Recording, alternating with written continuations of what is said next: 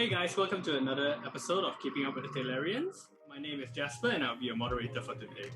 I'm currently studying Diploma of Information Technology and I'm representing Taylor's University Student Council. Alongside with me today is my fellow moderator, Brandon. Hi, my name is Brandon. I'm from Bachelor of Computer Science. Nice to meet everyone today. For today's episode, we're going to talk about digital privacy, and we're so happy to be able to invite two amazing speakers from Agents of Tech. Perhaps you guys will want to introduce yourselves, starting from Sharu. Hi everyone, I'm Sharu and I'm the Secretary of Agents of Tech, and I'm also doing my degree in computer science at the moment. Hi everyone, my name is 𝐼𝐿. So I'm currently in Bachelor of Computer Science and I'm currently holding the position of Co-Director of Event Management in the Agents of Tech. Nice. All right. So I'm going to thank you guys so much for being here to share your thoughts with us today. Now, we'll move on to the first question, which is, how do you perceive digital privacy in Malaysia? I'll be directing this to Sharu. So I think that just like in every part of the other world, digital privacy has always been a threat, as in it has always been a subject that everyone always faces, like everyone is scared of, and like definitely as the advancement of technology grows, there will be subsequent threats towards it, and just like that, our digital privacy is definitely one of the problems that we have to face as technology grows.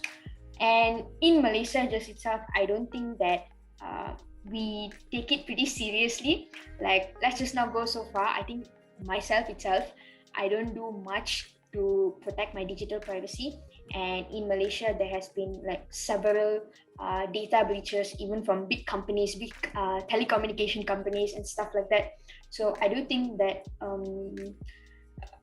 digital privacy in Malaysia itself isn't that great, as much as we do have certain regulations and certain data protection acts and those kind of things. I do feel that the advancement of technology is so fast at this day and age that people constantly find ways to like hack or get other people's data, or just in general, the posts or whatever we put on social media often gets taken by other people and then used for other reasons. I've seen like some of my personal details that I gave for other reasons being on different websites that I had no clue of. So in those kind of sense, I do feel that Malaysia has been always very laid back in that sense. I wish someday that we would protect our data much more better, and our digital privacy will be much more protected and stronger.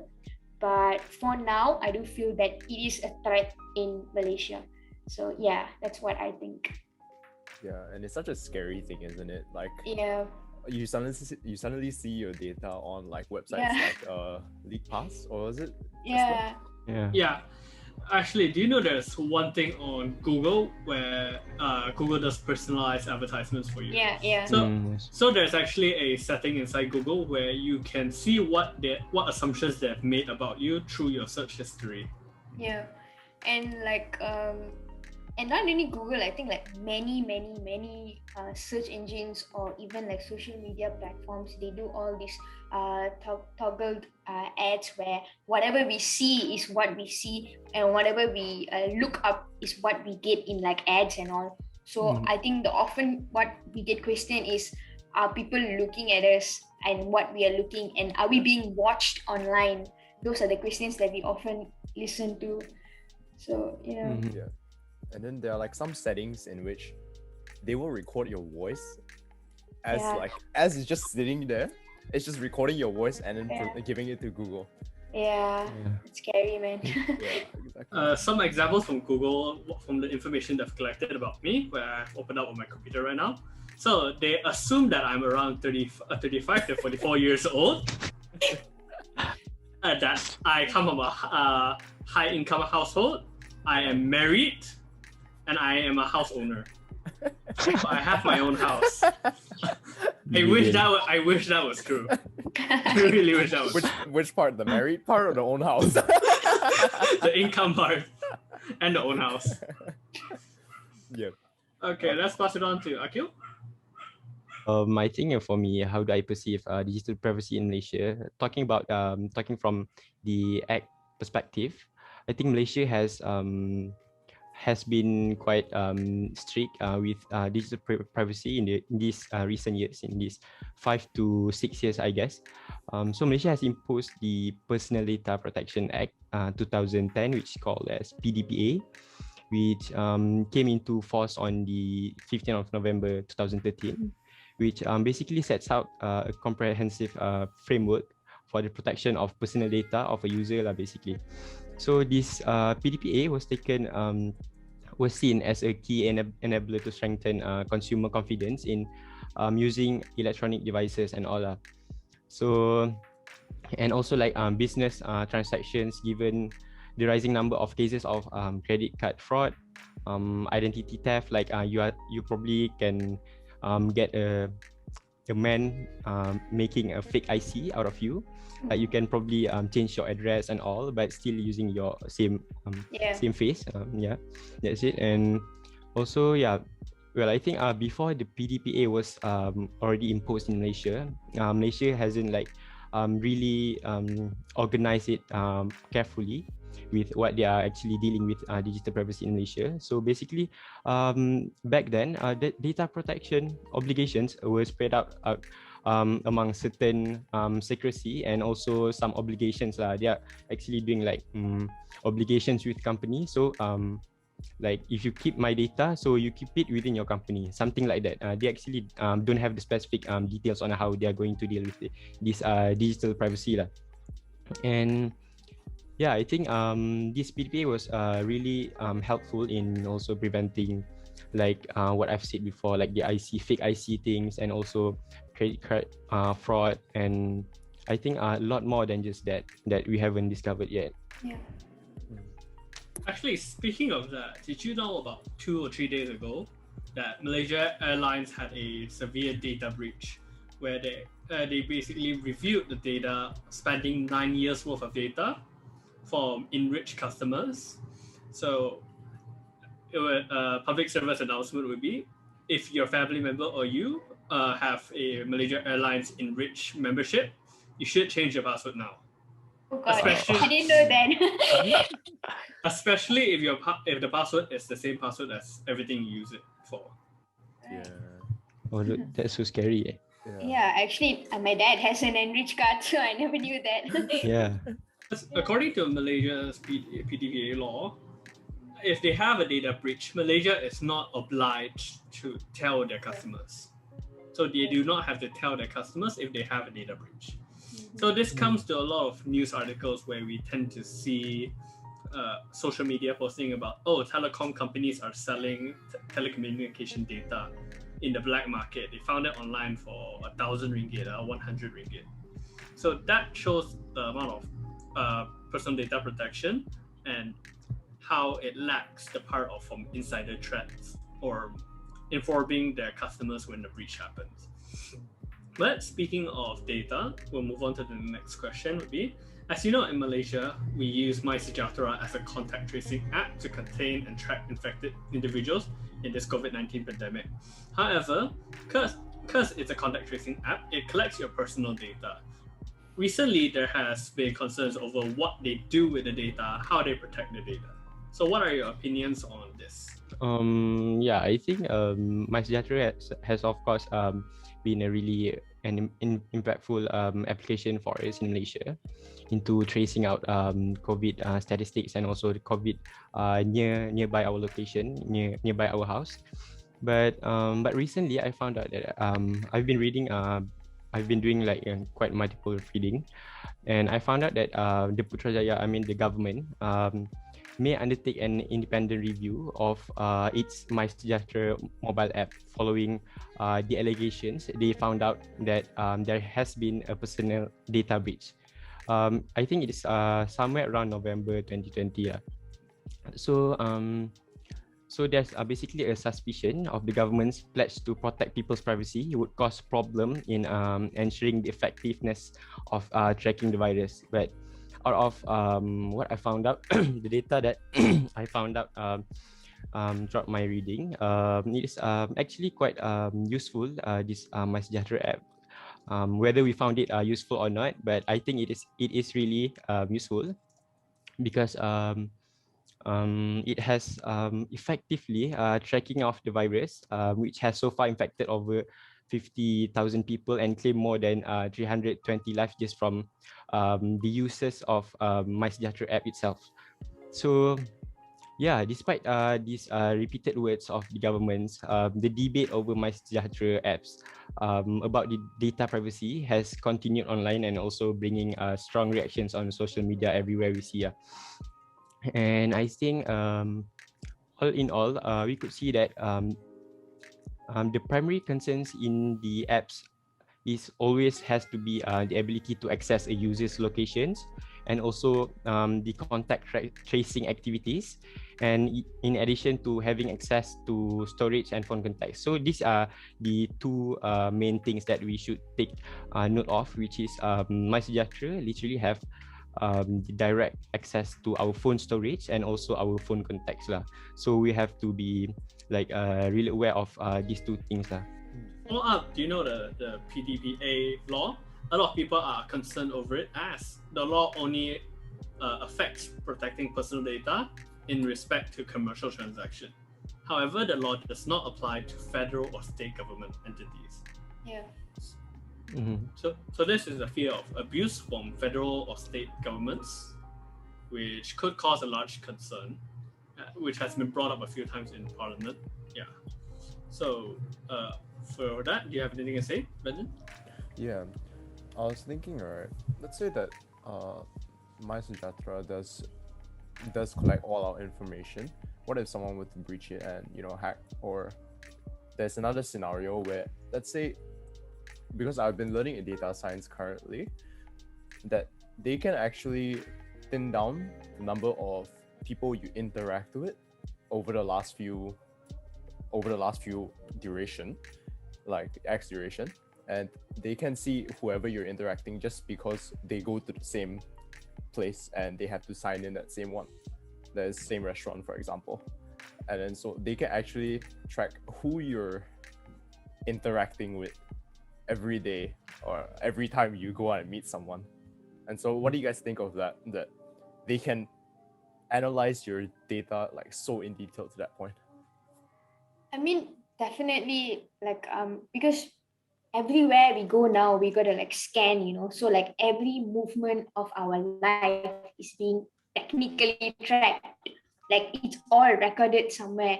And if you think about it, those kind of data can be data scientists can analyze that and make up a report, and those can be used very commercially, and like it can be used in like big term corporate companies, like when you go to the malls, how many people go actually to your stores, how many people go there and buy, or how many people go there and don't do anything, just walk in and come out. So those kind of data can definitely bring some sort of value to all these corporate companies.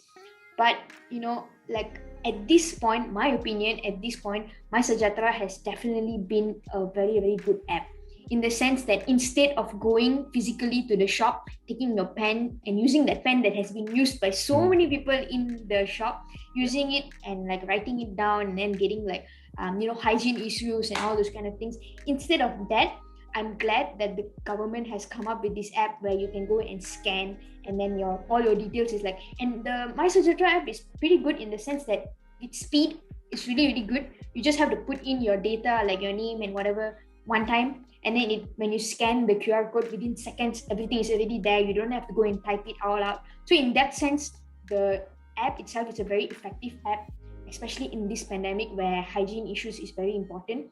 But in the sense of digital privacy and data protection, like Aqil said, there has been rumors that our personal data has been out. But you see, this 𝐻𝐻 is a government-built, government-designed app. And we as citizens, government is our, technically, like the people who is supposed to protect us.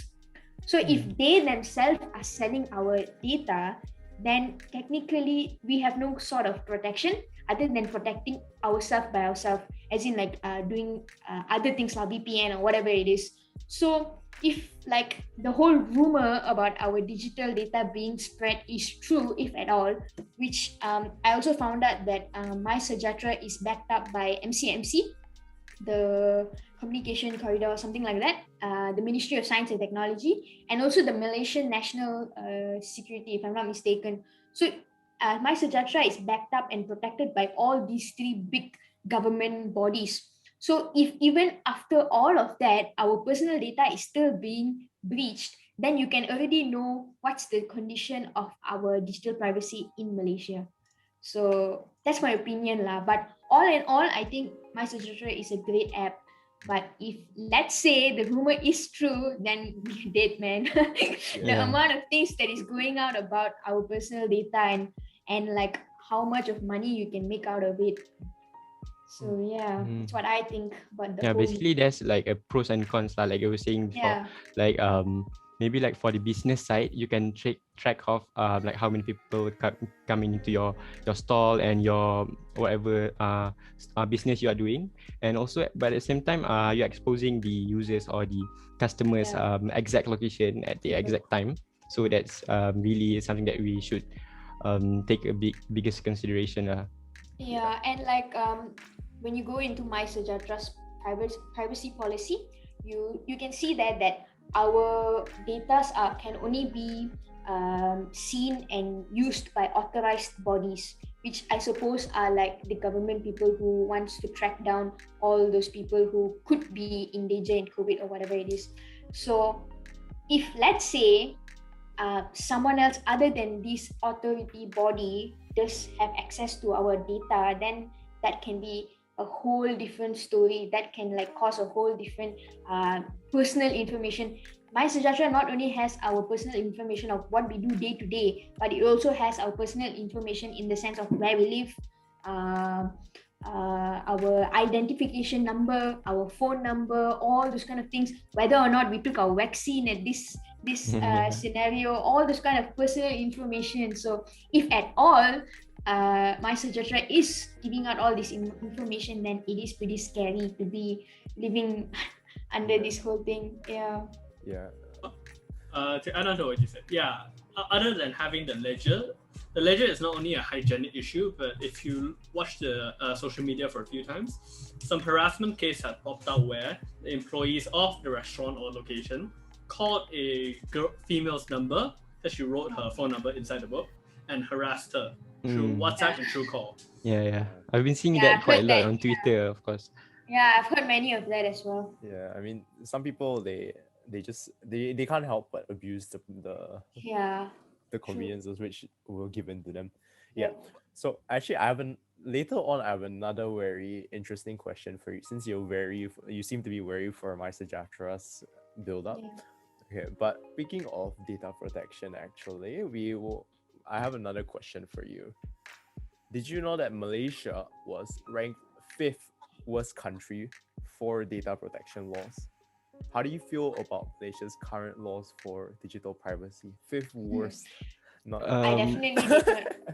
I definitely did not know that. Oh, that's interesting. I've never heard of it before, but that's quite an interesting fact to be known. So how do you guys feel about that? Like what's going on here, like when you hear that we were ranked 5th, how do you guys feel? Like, do you feel scared? Do you feel that my data is being leaked like all the time, How do you guys feel? To be honest, I don't really feel really scared of it, because we don't really see awareness being spread out about our digital privacy in Malaysia, of course. Because I think our people also haven't seen this as the biggest matters to consider in their daily life lah. Like the 𝐻𝐼 whole case, like you were saying before. And I think I'm not really quite surprised with this, how Malaysia handles the data or digital privacy. Same. I think I'm not surprised as well. I mean, I did not know that, but I'm not surprised, because I think like, let's just not focus on Malaysia, but the whole world has been facing multiple digital privacy threats. Malaysia is a small country, but like big US company, Facebook, how many times have they breached our data and those kind of things. So I'm not even surprised that Malaysia is ranked the worst fifth. But I do hope that someday we will be able to fix that and protect our data better, I guess. Well, I will assume PDPA Malaysia is the worst because first, it does not hold the government liable. So the government does not have to have accountability as they do not have to comply to the law. Furthermore, it is the worst because our PDPA law is old, it's 2010. So they do not have any privacy protections against facial recognition technology, iris scanners, or touch ID. So that is the biggest concern. But to put some positive light on this, they have recently announced that they are planning to revise the PDPA around this year or next year. Yeah. And they're involving the public in it. So we can hope for the best that they will do what they can. Yeah, let's all hope. But regardless of data protection privacy, here's another question. As you mentioned before, Facebook uses our data. So what do you think about organizations such as Facebook or Google using our data for advertisement? How do you feel about it? Aqil? I think it is a valid action from Facebook using our data.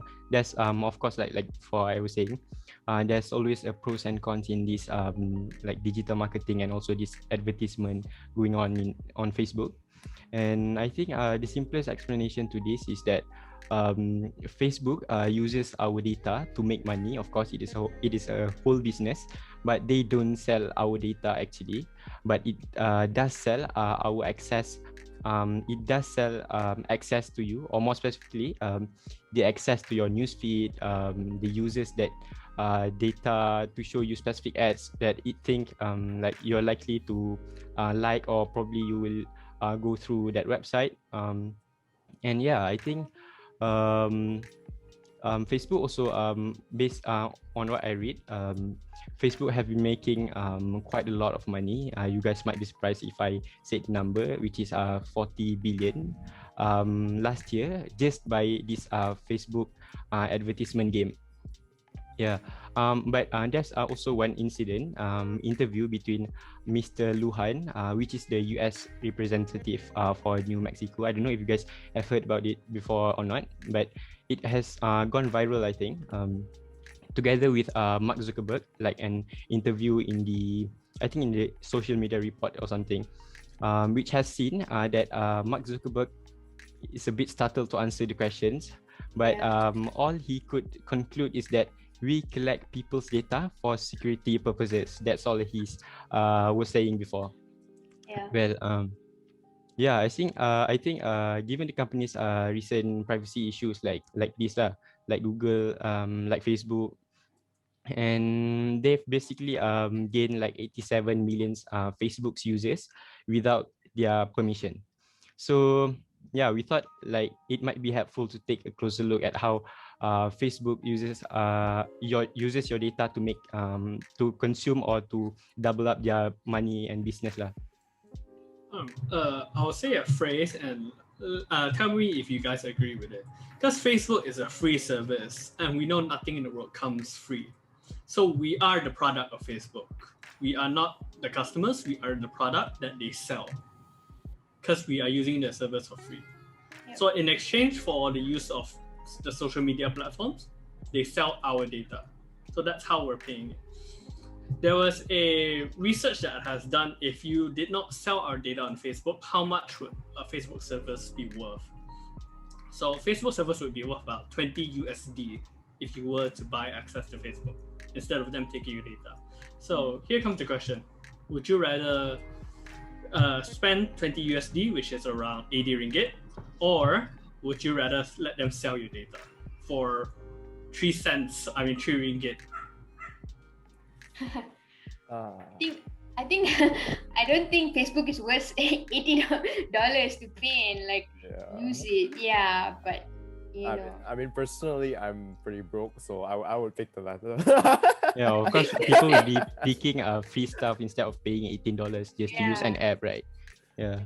Yeah, and I think that is Facebook, well, it's not their direct marketing strategy or direct business strategy, but it is their way of making business, because Facebook is supposedly a ad supported platform.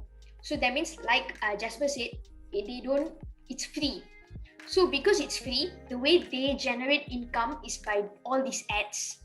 And like they gather all the things, what we talk about, what we see, how long we see it, how many times we click on it, all these tiny informations that we do online.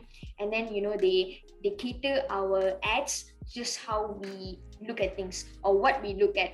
And I mean, I'm not gonna lie, there have been times where I have been looking for something and then Facebook has popped out a good product or a product better than what I was already looking at. So just like anything in the world, there are subsequent pros and cons. And it's the same thing with toggled ads as well, where people, all these corporate companies used our data and then put out ads. There's definitely disadvantage and advantage. Advantage is that you might get a better version of the product you're looking for, or a better model, or a better price range or discount or something like that. But at the same time, you always question, what are they actually looking? I remember there was once when I was talking to my friend and we were talking about how, I don't know if you all know, Oreo now came up with like different words, YOLO and all those kind of things in their packaging. So we were talking about that. And then the next second after I came out of it, I saw like Oreo ads everywhere. It's like, oh my God, are they even looking at my messages as well? So that was creepy as hell. And then, but the thing is that, if you, like Aqil said, that interview, I watched that as well. If you look at the way Mark Zuckerberg is answering, it is very subtle in the sense that they don't openly say they are using our data. But their self-defense is that it is all stated in our terms and conditions. And we don't read the terms and conditions. Whenever we sign up, we're like, I agree. And then it's too much to read. Yeah. And then we click agree, and then they ask, are you sure? We say yes, we sure. And so technically, in their defense, in like courthouses and all, is that users already agree to our terms and conditions where your data will be used. So I guess to a certain extent, as much as it is not I don't know, it may not be ethicful, but I think to a certain extent, in their defense, is we agreed to it.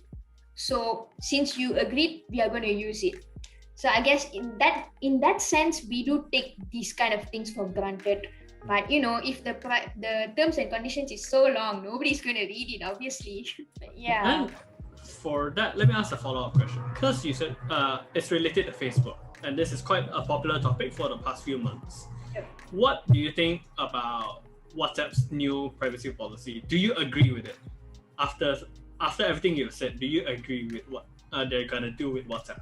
So first of all, I think that the whole WhatsApp thing was very, very overrated. Like it was a small thing that many people blew out of proportions. Everyone was like, oh, I'm going to switch to Telegram. I'm going to do this. I'm going to do that and all. But I think, at least in my opinion, I think they were just tightening their security and protecting everything. But because many people, as in the four of us, know this area because we study and we know all these terms and conditions and we know how things work.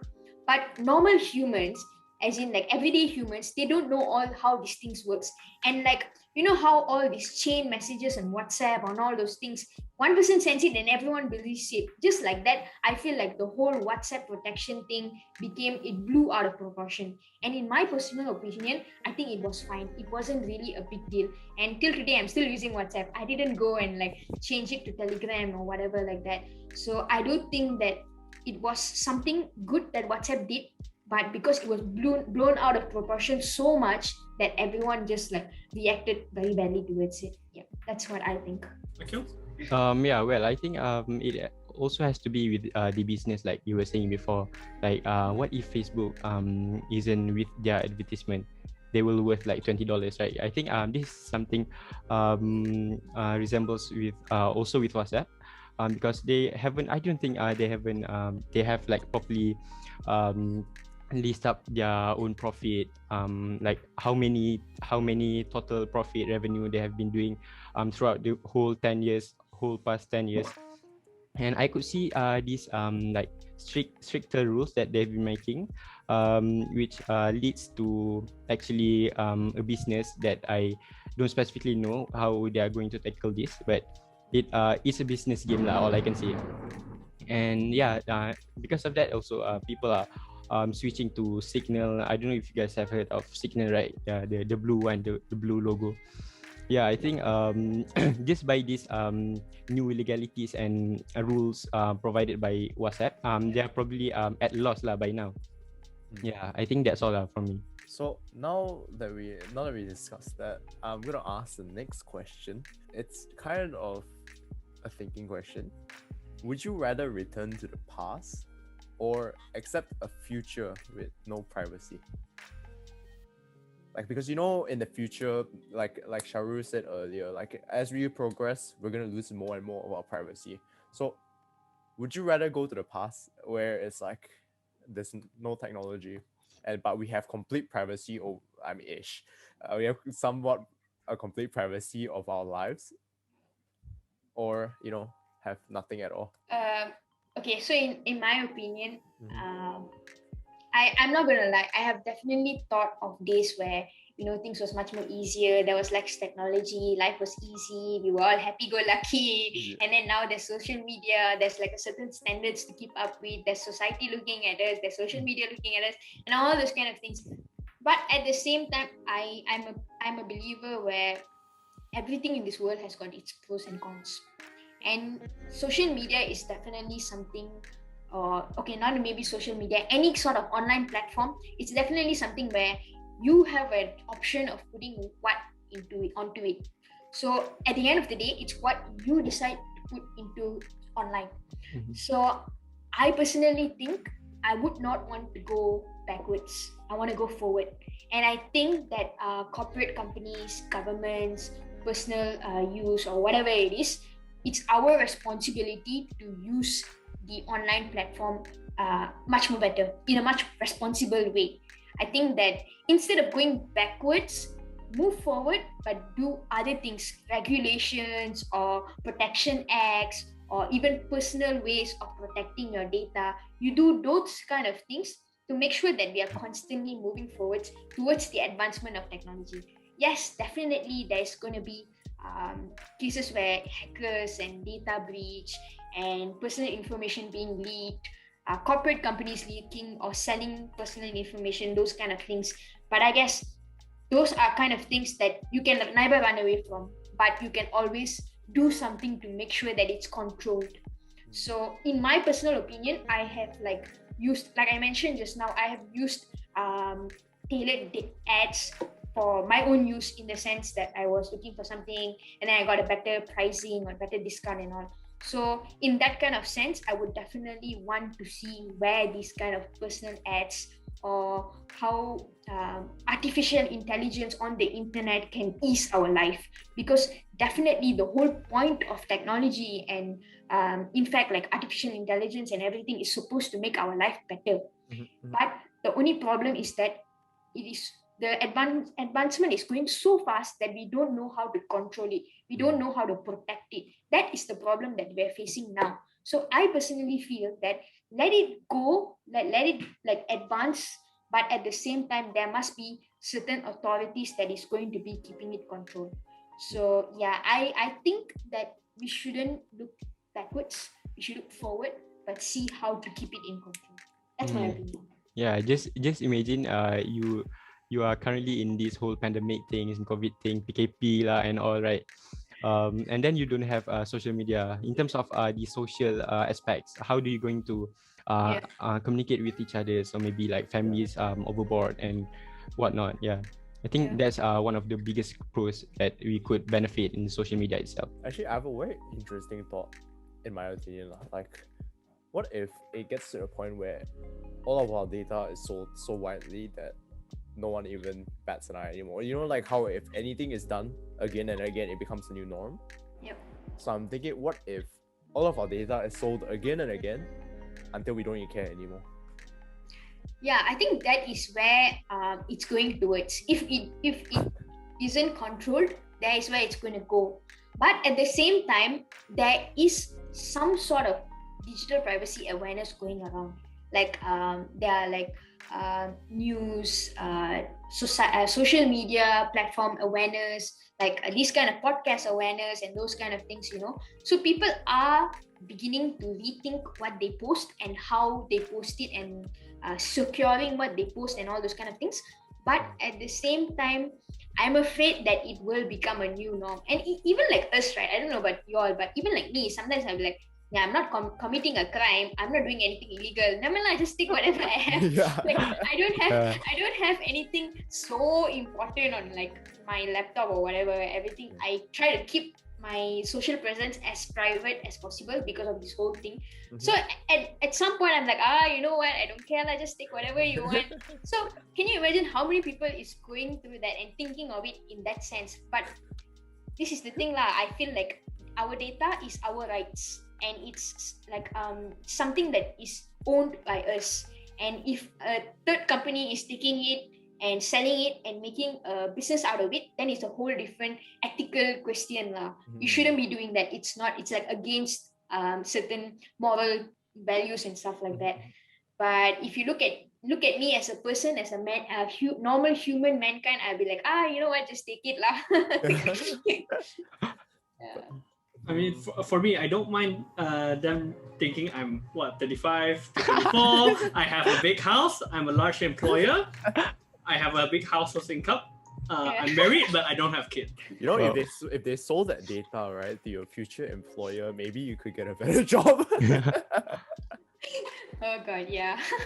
But speaking of that, what have you guys done to protect your own privacy? Aqil? Yeah, I think it has to be like this simple stuff you do lah. Don't find all of the complicated stuff, like how you should protect your own self. And what I've been doing is actually just don't overshare on social media. That's all. That's the simplest way, or the first step that you should take a biggest consideration of. And so yeah, if you post too much of information about yourself, right, people can easily, like, there's now an artificial intelligence has been made up with from an English guy, if I'm not mistaken. They can probably scan our face, and they will exactly knows where we live and the basic information of ourselves lah. So that is pretty scary. And yeah, I think the second one would be like encrypting your data. Maybe like have you guys ever heard of like the external security browser, like what is it called, like you buy at all IT and all of that to insert it in your laptop, right? I forgot the brand name. So basically they are actually filtering what software and what websites we could visit and we could interact on. And I think that is one of the most helpful tools that I've been using throughout my years of using the computers or laptop, or even my mobile device. I think and also one thing more, be wise about Wi-Fi lah. Maybe like this is the most common thing to take biggest consideration. Saying like you going to Starbucks, right? When you order a cup of coffee and then you get a receipt, they will provide you the Wi-Fi details and all, right? But I've never used it before because of course they are stealing our informations. And of course, if you are doing like banking and transactions and all, they'll probably copy paste. They will probably like apply a software that will read out or maybe copy our credit card information, and then that's it lah. We can they would easily get our personal information from that lah. Actually, for what you said about personal information, it is dangerous in a sense where, in terms of cybersecurity, there is social engineering. So people who like to overshare on social media, let's say you go through Insta story, you put ask me a question. So I can ask the person, did you ever have a pet? What's its name? Where were you born? What's your mom's maiden name? Everything I ask is your security password. So if I get your security answers to your security questions, I can change your password without knowing it. So basic information about yourself can be easily extracted online. So oversharing is very dangerous because people can steal your information, especially when your security questions are used for bank information or social media accounts. Yeah. So I think, like, to add on to that, I think it's really scary though. If you think about it, right? Just like what you said, you upload a picture of someone and you can get all their details of where they live and whatnot. Can you imagine just like walking down the street and someone like takes an interest in you? They just take a picture of you and then now they have where you live. Yeah. Did you know your pictures, when you upload them to Instagram, sometimes they still contain metadata inside? So they will basically tell where you took it from, what you took it with. Yeah, exactly. So if you felt like, taking a OOTD at home for Chinese New Year, for any season, and someone wants to stalk you, they can find the metadata behind the photo, and then now I know where you live. They provide the coordinates of where you live, not the location, the exact coordinates. Exactly. Yeah, funny. I was just watching a show the other day, and like you said, this person was interested in the girl, and then he took a picture, and then he took that picture that he took. No, sorry, he didn't take the picture. He took a picture that was posted by the girl on Instagram. He took that picture and put it in Google, and Google like showed where that person lived. So can you imagine how many things? Like, I have got pictures in my house where old OTD and all those kind of pictures. Can you imagine how quick people can get data and information out of all your pictures and all those kind of things? Exactly. And I think definitely the first thing is that you need to control what you put. That is definitely the first layer of protection that you can give to digital privacy. You must know what you should put and what you should not put. Maybe we have not reached to that level of security where everything will be protected. We have definitely not reached that, especially when you told me just that we are ranked like the 5th worst. We've definitely not reached to that level of protection. So in that case, the first thing we need to do for ourselves is that take care of what we put on internet itself, because anyone, let's just say I have Instagram, I post my picture, and the 3 of you are my friends, and I obviously accept you all inside my Instagram, but I keep all my password on tag, everything is okay, security, all good. I even use the 2-factor identification, all those kind of things, everything is solid. But because one of you all got hacked, you also have my data. So in that case, social media is like a chain. So anyone and everyone has got access to your pictures or your feed content and all those kind of things. So in that case, it is pretty scary. And normally what they say is like, don't use your password for everything, the same thing. I'm gonna be honest that once upon a time, all my password was the same thing. Now it's all different. So I was guilty for that, and I did learn because I realized that one time one of it got hacked and everything is the same thing. So I guess the potential hacker did go and like try for everything else and all. So that is something that we should definitely consider, not putting the same password for all of our accounts. And I think like many of the platforms also provide 2-factor identification or something like that, where you use your phone and identify and see whether it's really you and all. Google has it, online banking has it, social media has it. So those are the kind of precautionary steps that we could take, I guess, until everything is better in terms of regulation, especially in Malaysia. Yeah. In terms of authentication, there are actually 3 kinds, if I'm not mistaken. So there are things that something you have, something you know, and something you are. So something you have could be a smart card, something you know could be your password, something you are could be your Face ID or Retina. Those make up multi-authentication. But another thing is, don't trust people easily, because although we're friends, I can easily ask you for your mom's maiden name and you would tell me because we're friends. But if I had any other intentions, you would not know. Yeah. And not only that, if someone hacks into your friend's account and does ask that questions, you wouldn't know. Yeah, definitely. Yeah, and just like that, you lose your account as well, and then the chain can happen where they keep hacking people's accounts. Yeah.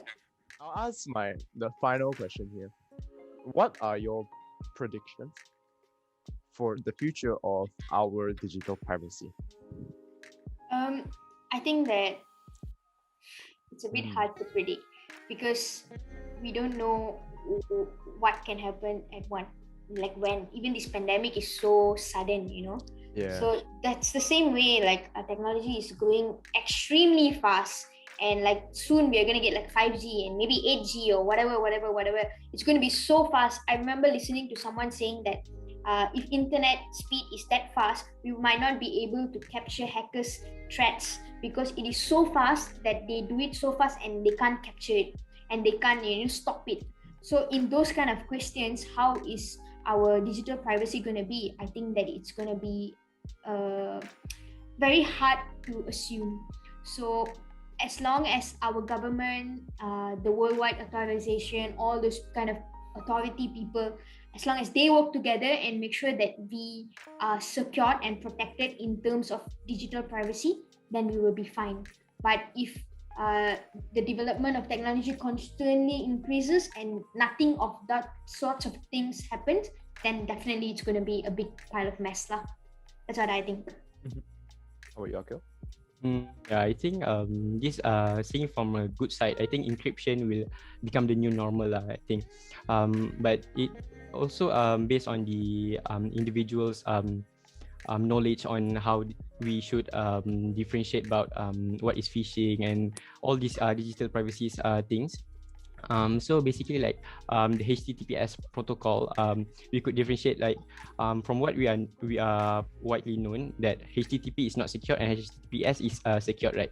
So this basic knowledge actually has to be spread out a lot within the communities, and so I think this basic knowledge has to be implemented in every individual using every users basically in the whole worldwide to prevent such breach, digital privacy breach and whatnot, and also the hackers lah. So, with that said, so after having an insightful discussion about the future of digital privacy, we have come to an end for this episode of Keeping Up with the Taylorians podcast. So before wrapping up, we would like to invite Agents of Tech once again to give their last few words to our viewers. Agents of Tech? Okay, so from my side, I think that we should definitely be more responsible with online platforms. Any sort of online platforms, whether social media or even just your search engines, you got to do what is necessary to do all the precautionary steps and make sure that you are protected and your personal information is protected. And if there's nothing much you can, like the government can do, or if you think that even the government is going to be selling your personal information, then it's up to you to do what you need to do in order to keep everything protected. So in my opinion, I guess you got to be controlling what you post and what you don't post, and overall just maintaining a good online presence and not putting too much onto it. That's my opinion with this topic. Yeah, I think it's basically the same as Sharu, because it will not become into like many predicaments or many hackers existing in this world if we are not oversharing in social media. Like specifically saying in Instagram, like I think that's the most worst social media. So yeah, I think and aside of that, we actually have to know the basic knowledge of basically keeping up keeping our awareness on what digital privacy is and what's the basic hackers are doing, and something like phishing and all, and something about the HTTPS protocol also. And yeah, I think that's the main or the first layer of protection that we actually have to make a biggest consideration before we entering the social networking site itself. Yeah. Since you've given your opinions on it, I would like to thank both Sharu and Aqil for joining us. It was really such a pleasure of having both of you as our speakers here today. And hey, we're definitely looking forward to having more collaborations and discussions on cybersecurity and all that sorts of things in the future. So to all listeners, do follow our Instagram page at @TaylorsUniSC and get yourself updated on events, news, and activities happening in Taylors. You can also find us on Facebook. Just type in Taylors University Student Council and catch up on all our future podcasts, episodes, and events. And also make sure to like, comment, subscribe, as well as turn on those post notification bell to our YouTube channel. So, all right, people, that's all for today's podcast. Thank you for tuning in, and we'll be right back with more episodes on keeping up with the Taylorians.